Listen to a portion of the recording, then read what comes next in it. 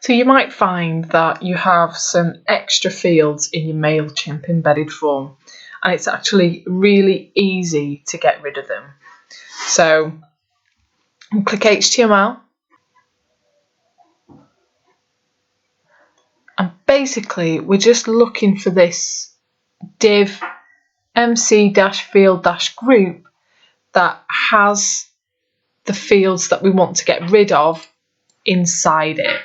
So we don't want the last name, it's not necessary for what we want, so all I'm going to do is delete that bit, and then the same with the birthday. So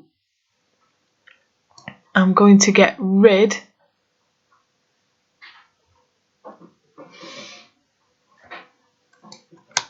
of this.